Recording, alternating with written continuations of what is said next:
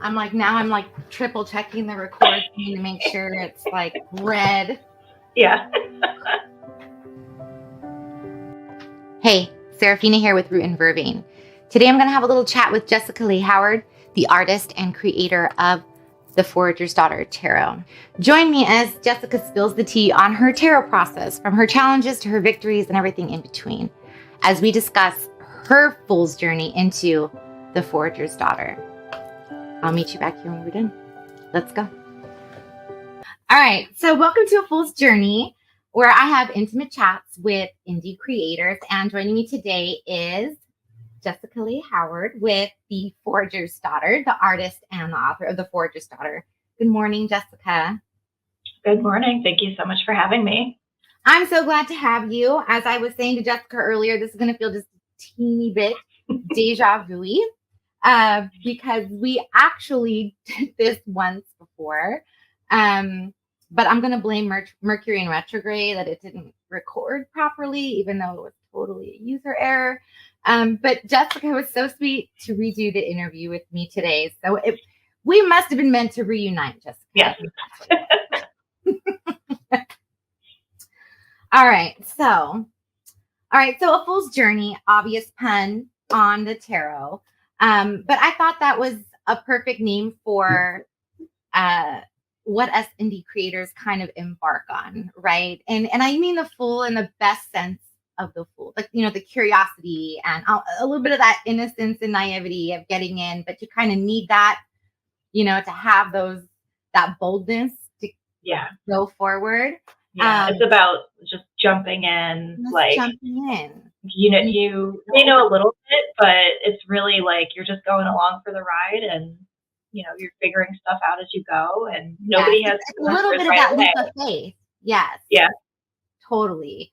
And I wanted to pull up because I like to read, since this is the name of this is The Fool's Journey. I kind of like to read the Fool. And I really liked the very first description of your Fool. The Fool represents embarking on a new path or journey. He stands at the beginning of a forked path where unlimited possibilities lay before him.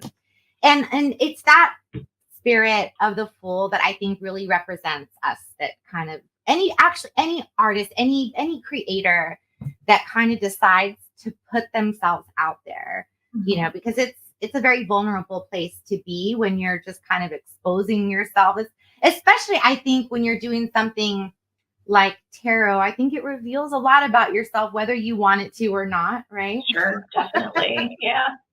So I feel like, you know, it's the perfect the perfect metaphor for that. Also, we don't have that like huge support system that, you know, a lot of like mass market or major publishing companies, people who go that route, you know, they have a marketing team and people who are sending, you know, stuff out to influencers and, you know, editors and so on and so forth. And we are all those hats, you know, when we do it ourselves. Yeah. And I'm sure that there is, you know, some of that, you know, for people who do have that support system or are using these other resources. Again, like you know, nobody knows everything when they go to start a project like this, or any major project or, you know, creative endeavor. There's things that you just don't know. So it is definitely about that leap of faith. And for indie creators, certainly, like the many hats that you have to wear. I watched an interview. I'm trying to remember which deck it was. I can't remember, but I remember when they asked who does all their mailing and who does, and every answer was, they were like, you know, and I wish I could remember what deck it was, because it was a very popular deck. And so I think sometimes we think, well, they must have somebody who does all that for them, you know, but a lot of times, no, it's us or some poor family member that's helping us. Right. So I'm only laughing because the first iteration of the deck we did these the first screen printed cicada cloth. And we pulled my mom in to help us like, so we sourced the fabric ourselves, and she helped us sew everything and iron it. And I was just like, never again. Thank you so much. But oh my gosh, so much work for her. And what a blessing though, right? I mean, at least for the first time around to kind of have that, at least that kind of support of somebody. I was who's so willing to thankful. help you. Yeah. But I was like, I won't do this to you again. I promise. I promise. Let's just get through this one, right? I tell my partner that a lot. He gets largely ignored while I'm like knee deep in working on stuff. And I forget, to come up for air for myself. So certainly I know I feel like I ignore him during those processes. So we appreciate those that are around us who can support us, when we don't have those bigger support systems. All right. So I wanted to dive into the Forager starter, and I just want to show, because you were already talking about, I'm going to cover my face. Otherwise, it's not going to zoom in. Ooh, there we go. There you go. So the cicada, and we mentioned this in our first conversation, but look at that beautiful cicada. And could you just tell us a little bit again, what was your inspiration in putting the cicada as the representation for the Forager's daughter? So I've kind of just adopted the cicada as a personal symbol. I am just fascinated by them. I think that they're really crazy, interesting insects. They look so alien, and but I have a lot of fond memories of. So the Forager's daughter is all about, my memories of being outside, camping, hiking with my family, gardening, all those things. And I have a lot of memories of cicadas, being a part of that. They're the broods that emerge, every X amount of years, and finding the shells and like keeping those. And so they're just a symbol for me of transformation, transcendence, again, that vulnerability, breaking out of the restrictions or the limitations of their exoskeleton and coming out, vulnerable and soft and squishy. But they have their wings and, develop into these, totally different creatures that can fly. And I think it's, similar to a butterfly, but I just think they're so interesting and they are definitely underappreciated. Yeah. Until I moved to Maryland, I had never even heard of a cicada. I'm originally from Southern California. It's too dry for them. And there's just not enough green. Yeah. But until I ever even heard of a cicada. But I was so mesmerized by that cycle that they grow, how they can stay underground for so long and then emerge in these like mass quantities. And to learn, and I also think they're just that, like you said, transformation, but also that perfect symbol for like the death and rebirth in so many ways, not just in themselves because they're coming out of their old self into something new. But what I learned was because they come in such mass quantities here in Maryland, we have the 17-year variety. Yep.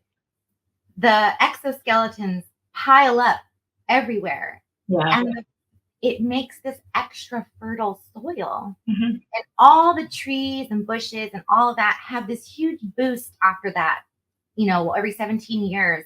And it's actually like amazing for the forest and the land. And so I feel like that's just another part of them contributing to that. Like, even though part of them died, nothing went to waste, right? They transformed, and even their exoskeleton went on to feed the earth. And I think that's something beautiful about that. That's so fascinating. I didn't know that part, but it makes total sense. Yeah, when I learned that, I mean, it's kind of gross when you see them all piled up everywhere. But then when you start to think about that, I do a lot of gardening. Awesome. And I pay for insect frass, is what they call it. Yeah. And that's what it is. It's natural insect frass, just the body exoskeletons and things like that. So I wanted to did I grab your book? Yes, I did. Oh, here it is. Okay. So I wanted to read a little intro part you have here in your book because I just found it fascinating. I'm not struggling to read this text. Okay. The Forager's Daughter Tarot came about as a way for me to express my understanding of the world and from a need to share those experiences with others. Can you just elaborate a little bit more about that passion that kind of drove you to create in this way? Yeah. So like I said, it's all based around my childhood, being outdoors, and really observing and watching, what was happening around me, all of the plants and animals and insects, and learning about, again, like the cicada, their cycles, the way that they live, seeing them die. It was, I think, really profound in helping me understand life in a deeper way, kind of understanding my place in the world. And I think nature is a really great lens for us to understand ourselves. It's a reflection. We're not separate from nature. We're part of it. So in my work, I had been trying in school, trying to talk about interconnectivity and intuition, and couldn't really find the right vehicle. And tarot came along, and it was just like, this is what it should be. This is the perfect vehicle for these messages. So I wanted to share it with everybody. Like, I wanted them to also understand themselves better and their position, in their immediate world and also in the larger grand scheme of things. Right. I feel like I think most humans at some point, you try to figure out your place in the world. And as you said, I think nature really is a good mirror. It's a good teacher. And when you look close enough, when you take the time to look close enough, you can see a lot of ourselves in nature. I saw once where somebody posted it was like a close-up of a leaf, and it literally looked like our veins, like our system of veins in our body. And and I can't remember what site that is, but they're always posting like pictures like that kind of show how related we are. Those patterns, they repeat throughout nature and within ourselves. And I think being able to find that connection is so important, especially if you're somebody looking for healing.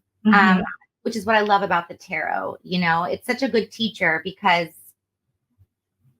the symbolism, and you can use it as your own. You can make it your own. And you literally did with this tarot deck, which is amazing. That's the awesome thing about tarot too, is that there's so many different decks now, and you can find one that totally fits your overall personality, what you're feeling for that specific day. I mean, people switch things out daily. It's incredible. And let me tell you, learning the tarot, I tried very, very hard to go the traditional route and like learn the Rider-Waite-Smith, the original Rider-Waite-Smith. I could not connect. I could not connect with it. I could appreciate the artwork, but I couldn't connect with the artwork. And I think that is actually what got me interested in decks and looking at different art in decks, because I do love art. I'm a creator at heart, and I'm more of a writer creator than I am an artist type creator. Although I do graphic design,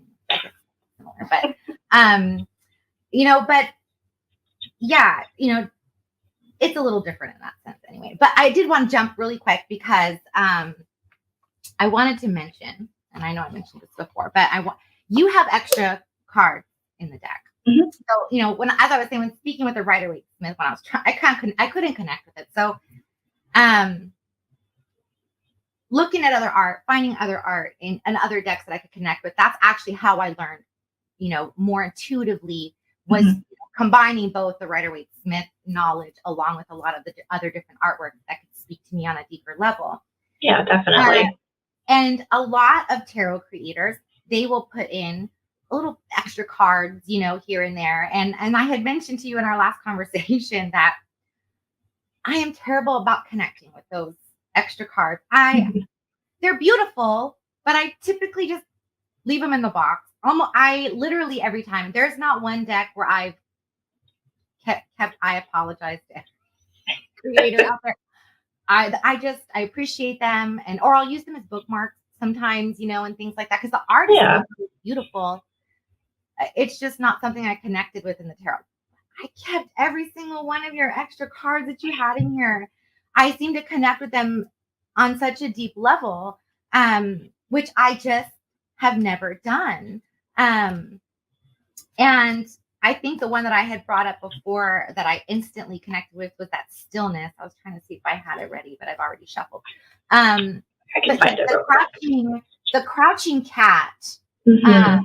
Actually, the book would probably be better because it's bigger. Oh, it is in the book, yeah. I'm looking too through my deck. Yeah. As soon as I saw it, and I know probably a lot of people would see that and not see the stillness immediately because he kind of looks aggressive, but I immediately got like strategy, like he was strategizing. Mm-hmm. He was being still. There you go. He was being still so that he couldn't be detected. There was a method to his madness, kind of, and I could see it immediately. And that's, I think, the reason why I have such a hard time with extra cards is I've spent so much time, I think, learning the major arcana traditionally that anything outside was a little hard for me to intuitively get. Yeah. And these cards that you put in here, I was able to just immediately, I understood. That makes me really happy. Well, I had to mention that because I was like, wow, this never happened to me before. I've never just been like every single card I kept. And when I did my deck interview with your deck, I thought this was really cute. So let's see. Okay, so basically the outcome, my reflections. This deck is great when I need creative guidance. It will help me unlock my earthly wisdom and childlike curiosity. And I think your curiosity of how you said you grew up in nature and just wanted to know more and dive in, it came through, I think, in the deck very, very well. I think that's where I kind of connected that. I have that same curiosity. I grew up in Southern California, which we don't have a lot of, so dry. We don't typically get a whole lot of animals, but I collected lizards and snails and turtles. I'm sure that there's all kinds of rocks and like all the plant life is so different there from here in the Midwest. Very, very different. But I did love to kind of just be in my environment and learn about it. I lived in Jacksonville, Florida for a few years, and it's very swampy out there. And they used to get these enormous bullfrogs that you could see with like two hands. Those were my favorite things. I have a lot of memories of catching bullfrogs, so I'm laughing. So cool. So I totally connected with that aspect of your deck, of that childlike curiosity of wanting to know more, and also seeing these images of nature almost like with a child's eyes. Like, I think that's what I mean. Like your curiosity came through. It's almost like a deep dive. Yeah, I love that. And I think it's really spot on for kind of the mindset that I was in when I was creating these cards. I mean, like I said, it was all about thinking back to these lessons that I had learned, these things that I had observed and seen and grew up with, and just being so curious, like looking under rocks and like every rock, like even rocks that I knew what was under there, but the next day, like what's different? Like what are these bugs doing today? Type thing. So do you have a card or maybe a couple of cards that are like your favorite? I know it's kind of hard because they're all your babies when you get this far in, but are there a couple or one or two that really stand out as like one of your favorites in the deck? Yeah, I mean there are so many that I really love. I really love how the Empress turned out. Oh yeah. Trying to get the glare. There are certain themes in the cards that, I mean, everybody is going to struggle with certain concepts and themes in the cards. There's always going to be like something that you don't connect with immediately or whatever. And for me in the Empress, it was this idea of like fertility. Like I like kids, but having kids is like not one of my life goals. And so any card where there's like, and my research kept coming up with like fertility, pregnancy, like babies. And I'm like, can it be something else? So I really tried have other meanings behind. Right. So I really tried to think about, fertility in like a kind of natural way. Or like fruitfulness or abundance. or so creation, that card, even, like being exactly. Creating is part of that same exactly feeling. So any card where there's like fertility or abundance, there's going to be a lot of like plant life, like kind of exploding. Right. I think last time we talked, we looked at the Ace of Pentacles, and it's got like all of these berries and mushrooms and flowers. That was one of my favorites that I had pulled out as the Ace of Pentacles. Yeah, I even kept it up here. Yeah. I mean, so there's the abundance there. One of the other cards we talked last time that I do kind of look for and enjoy. This one. So the Hermit. The Hermit. This is one I kind of look for in every deck. It's like my card, and the Hermit and it's very basic, but the Eight of the Eight of Wands. I always look for those are like my cards. Those are the ones that come up a lot for me. And so I always look for the Hermit. And I just loved your Hermit, by the way, with the snail, because I personally take this as my sign from the universe whenever I get it, that I'm pushing myself a little too hard. Yeah. And I need to slow down and spend some, and it's usually something that I'm working too hard. I need to go and kind of go back within, maybe do some more meditating and relax and more self-care, things like that. I need to kind of, go within. I get it a lot in the winter, and it's because I have an autoimmune disease and my body kind of in the winter, and so I do a lot of kind of going inward. I do the same in the winter. I feel like it's appropriate, right? Because that's the theme of winter. It's almost like a death and rebirth in and of itself. So I just love, and then of course the lightning bug up there, illuminate. I just loved it. The mushrooms, everything. It was so cool. Definitely one of my faves. And then I loved, of course, the ephemerality. Yes. That's one of the extra cards. Yes, this is one of her extra cards. And let me tell you, I had never heard of the ghost pipes. Is that what they're called? The flower. I mean, they just sound totally magical. They're crazy. Yeah, they're crazy to find. They look so ephemeral. Like there's no other word to describe them when you see them, in the woods or whatever. They just kind of glow like they're this little alien thing coming up out of the leaves. I imagine they probably do look quite alien. Although I have to say, being on the East Coast where there's a lot more trees and things like that, I feel like I see a lot of things that look very alien. Oh, for sure. In nature, that bugs especially. I mean, so many bugs that I'd never even heard of or seen before that I've seen here in Maryland. Some that I have heard of, but just never experienced, like lightning bug.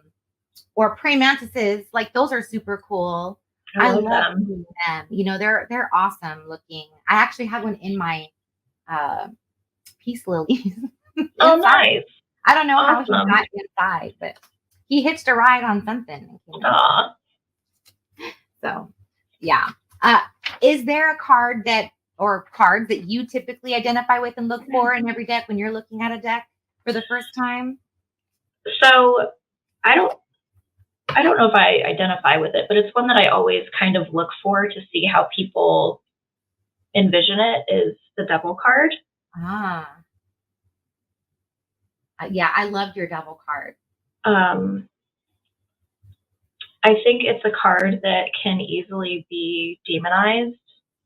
I mean, literally, like there's so many where it's like the, you know, Baphomet or the big devil sitting there. Mm-hmm.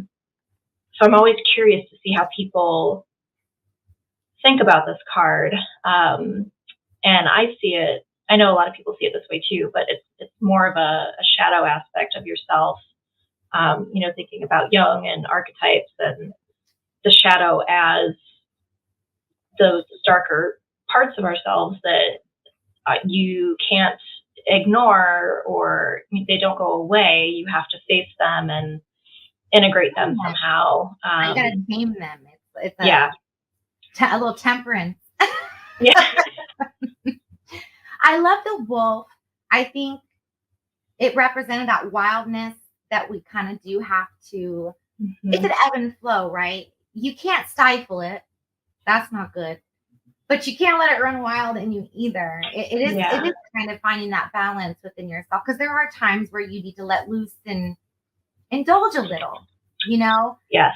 And I feel like the devil is kind of like, it's one of those dichotomies, those opposites, because when I see it, depending on its placement in a reading, it's either like, yeah, you're doing something too much, or you're not letting go enough. You're taking these too seriously, and you need to go play a little, go have a little fun, and get into a little mischief and mix things up. Yeah. So it does get demonized, and people kind of look at it that in the death card. They're always freaked out. I know. But that's what I love about the symbolism in tarot, is it really depends on the deck. And I love the way you were talking about the fertility thing, if you don't mind me just going back. Yeah. Because I think for a lot of people, myself included, I have children, but I'm just like, my kids are old, like I'm old, and I'm way past like having babies and stuff, So, so what does fertility mean in that? Right. I don't connect with that like I once did when I was younger. In fact, now I'm like, like no fertility. That came like now. I don't mind that it's way. You're like, I'm good. I'm good. Yeah, thank you. I like the ones you can give back now. Those are me too. But I think for a lot of us, that's true. It just depends. And so you may be in a circumstances in your life where you're looking for that. And then I think there are those of us, like I said, in other, circumstances in your life where you're like, meh, not really for me. I don't really connect with that energy right now, And so that's the other thing I really like about different representations of the symbolism in the deck, and why I personally like to have several different versions, is for that very reason, because depending on what kind of guidance I'm seeking will indicate which deck I'm going to go. If I need a slap in the face, I'm going to go for my deck that just gives it to me straight. If I need it kissed on my cheek, go to the oak, ash, and thorn or something, that's all sweet and bunnies. And it's so funny too it's so true though, that they all have really different personalities, and the energy is so different in each one. Yeah, really. Yeah. So quickly, I wanted to say, it's a huge embarking to take on something like this. And this is your second deck, right? This is your afterlife version. Is there anything you did differently this time around, as of like a lessons learned from your first journey going through this, other than not making your mom make your your pattern for you? Was there anything, did you like take something away from your last journey and say, yeah, I'm not going to do that again, or I'm definitely doing that again, or something like that? It's so hard. I mean, there's so many things that you learn each time that you do a Kickstarter or funding campaign, or any kind of project you do different iterations of.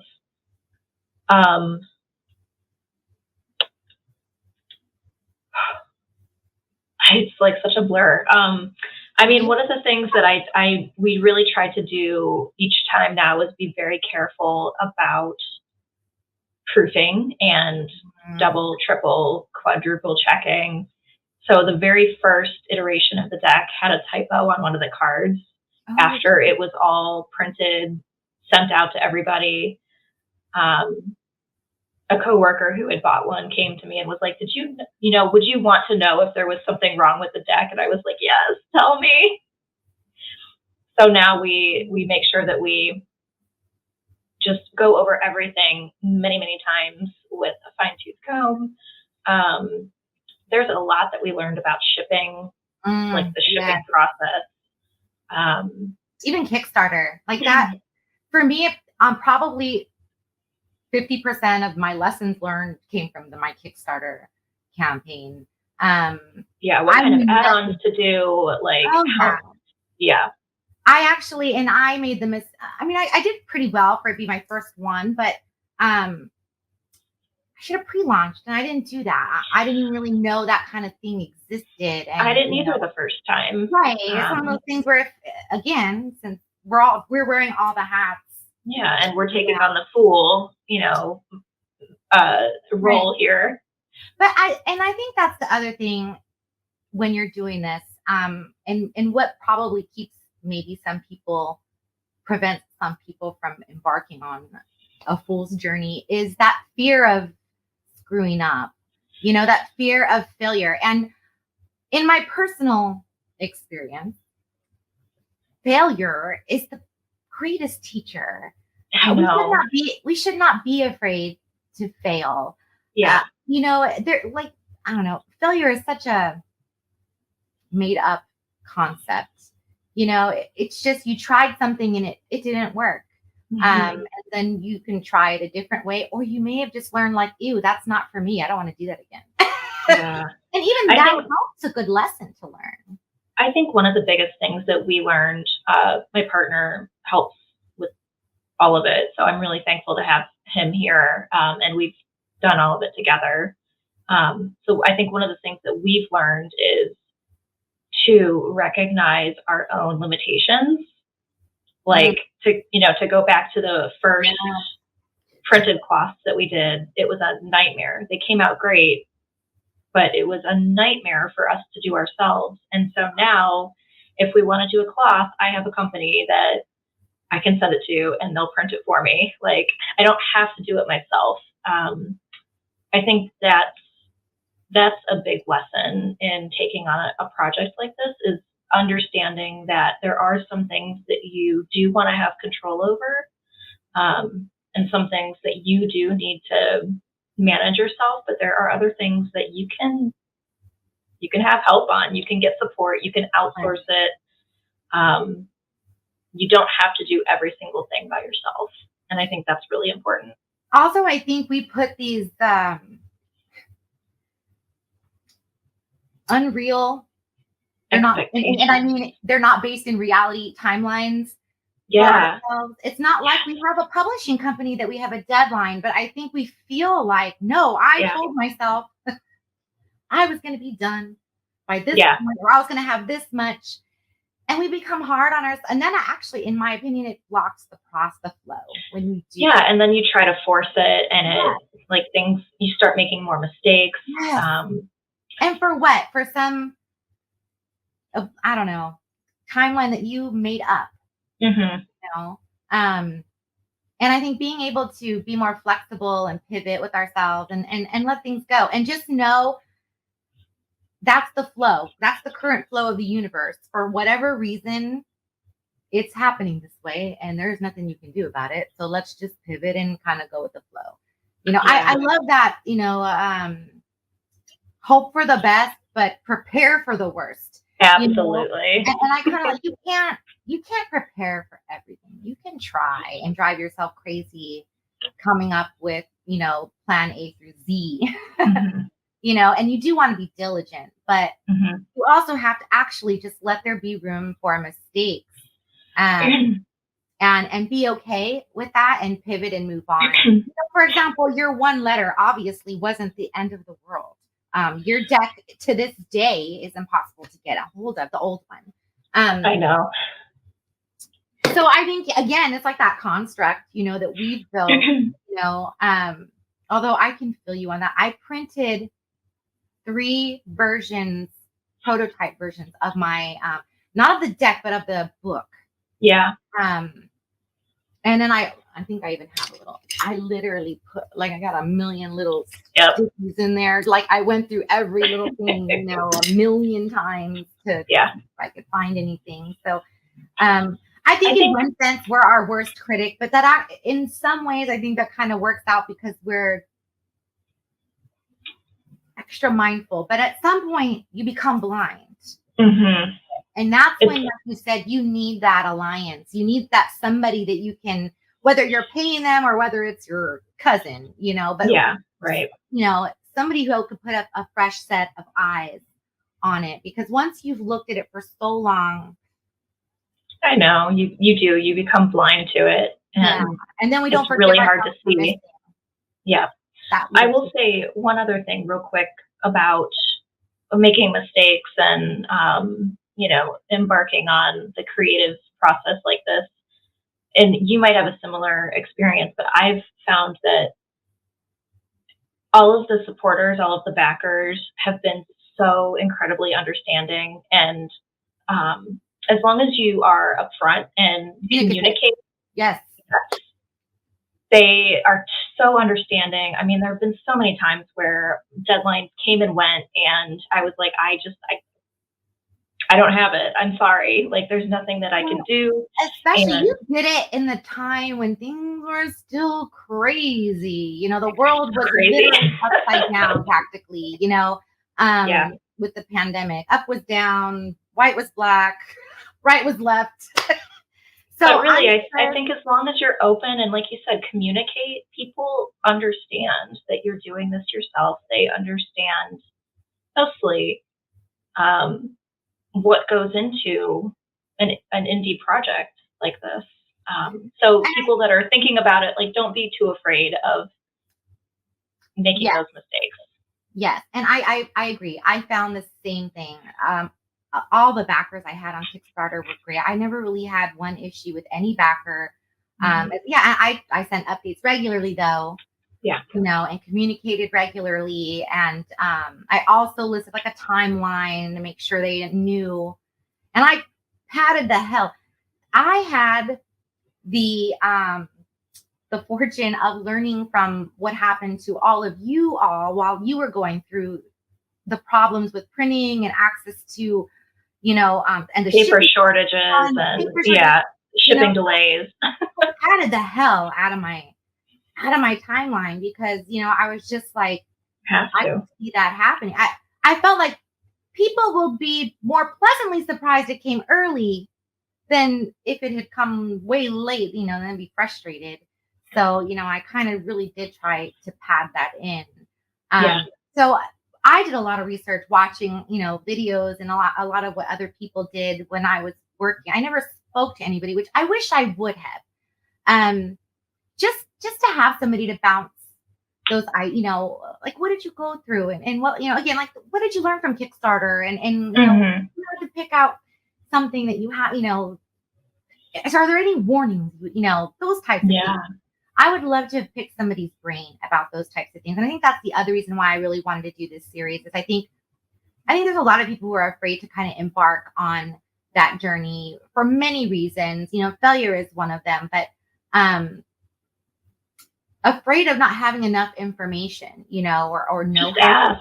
And yes, I have found every creator I have reached out to has been so kind and so wonderful. I mean, I'm sure you can't just apply that across the board, but no, and we're not going to tell you everything, but we're going to want to help you. I mean, I want to see people succeed and do what they love to do. And I think that nurturing that in somebody else is a great way to give back, especially if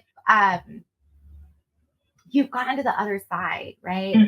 You've seen the whole gamut, and I think it's good to be able to turn around and go, all right, you guys, here's what's coming at the pipe. Yes. Look out. Here's what's going to happen. And I think that's a blessing to have people that you can reach out to.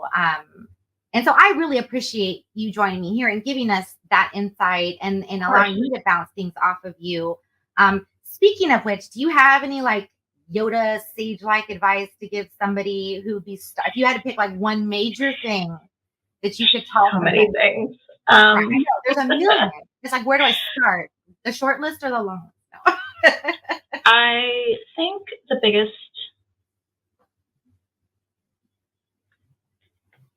probably the biggest thing I would say is set realistic expectations of yourself. Like we talked about, I know that you want to set these timelines and get things done, fast and get everything out, but you can't force the creative process. There's going to be times where there's a card that you just don't connect with, or you just don't feel like drawing or writing, and you're going to have to do it eventually, like if you want to finish the project, but it's okay to step back and it's okay to give yourself breaks. It's okay, again, like if you set that timeline and you're not going to make it, just, be upfront with yourself, be upfront with your supporters, and don't force it. I feel like when you try to force the creative process, you end up making more mistakes and you end up missing things that you should have caught. So kind of let it happen naturally. Like be excited about it, get into it, do whatever you need to do to get into that mindset where everything is flowing really easily. Mm-hmm. And then if it stops, just let that walk away. I feel like that ebb and flow is just a part of the world, right? I feel like you get inspired and you go. And then if you happen to get stuck on something, then maybe that's your cue. Okay, now time to take a break. Yeah. Because you just can't go. I mean, I've done it and literally made myself sick. Or had a flare up because I didn't eat properly or drink enough water. I know. You've got to take care of yourself. Basic bodily functions that you're supposed to just do. And but when you get in the groove, it's hard to pull yourself away. So sometimes I feel like those blocks may just be the universe going, all right. You need to take a break and walk away for a little while, and I feel like we get all frustrated, like, no, I want to finish. And it's like, no, it's time to walk away. It's time to step back. Yeah, definitely. Yeah. And we tend to fight that energy sometimes, but it's, I think I said before, my dog, he's my best gauge of when it's time to take a break. He likes to go out very specific times of the day. And those are my cues to walk away. Yeah. Because he is relentless. He's like, no, we got to go out there now. So I'm like, okay, that he's my warning signal from the universe, like time to walk away and go take a break and, let go a little bit. All right. Well, thank you so much. I appreciate you coming back. Of course. Round 2 and doing this again with me. Yeah. I just love your deck. And I was so happy I got to get my hands on the Afterlight edition. This is my favorite color, by the way. I love purples and lavenders and everything. So I found that I do too, and I really didn't think that I loved purple, but it's gorgeous. Here it is. Yes, I specifically this shade. It's really lovely. Thank you. Speaking of which, any plans down the road for another deck, maybe? Yes, I'm slowly working on some paintings for an orchid-themed tarot deck. And I'm also going to be starting on kind of a larger oracle deck system. So it's secretive. All with some of the artwork you've done before, or is this something like brand new you're thinking of doing? There's always overlaps in my work.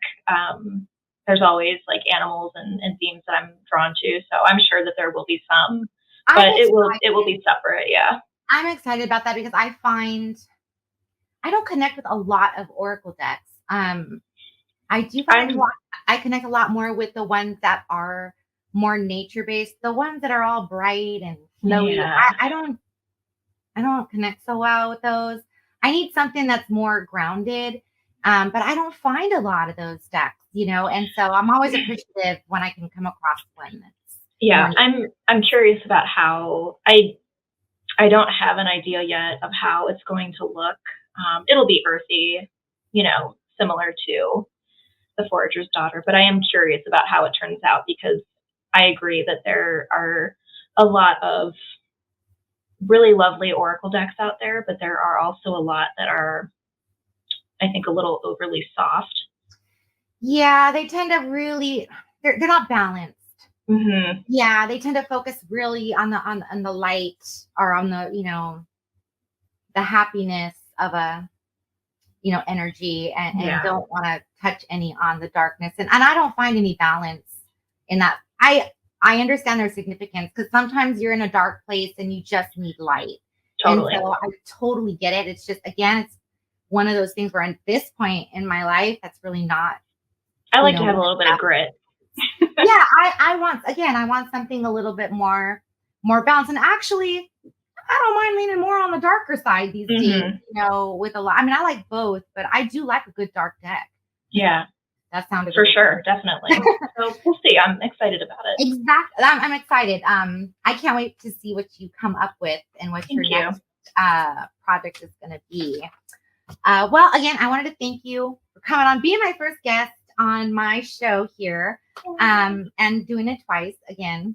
That was such a good sport about that.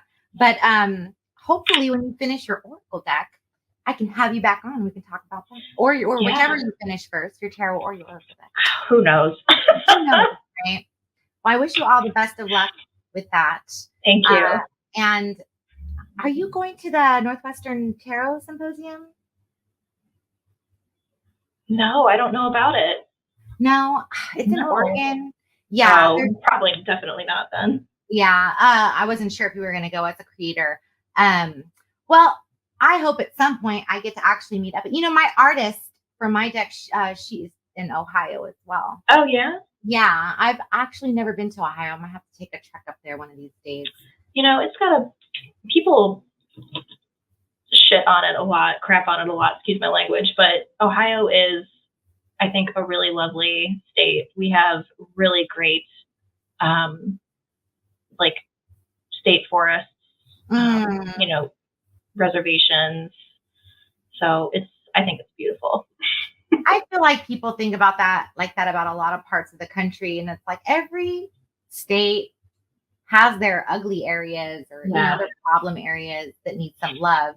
But there's beauty in almost, in every state that you go to. You just have to be open to what you're looking at. I have a personal goal of visiting all 50 states. That's a great goal. Yeah, I've been to 36. Wow. So so I've never been to Ohio, so I'm gonna have to check that one off my list. It's not all corn, I promise. I'm really gonna let you go this time. Again, I appreciate you so much coming back. And thank you. I hope I get to run into you in person someday. I'm sure we will someday. All right. Thank you so much, Jessica, and enjoy the rest of your week. You too. Bye. Bye. All right. That was my chat with Jessica Leigh Howard. I hope that you all learned something that you didn't know before about Jessica and enjoyed our little chat. If you're interested in picking up a copy of her deck, she has them available in her Etsy shop. It comes with a gorgeous hardbound book. Go take a look. I will leave a link down in the bio. And just a reminder, my Oracle deck, the Earth, Moon, and Shadow Oracle, comes out in October. It is actually in print now and should be shipping next week. So if you would like to pick up a copy, pre-orders are open on my website, ruinvervain.com, as well as in my Etsy shop. I will leave all the links down below. Thank you all so much for joining me in my first episode of A Fool's Journey. I hope you join me in early October when I interview my next guest, which is still in the works, but I will be sure to announce it on Instagram and here on YouTube in a short once I nail down the details. Until next time, stay wild.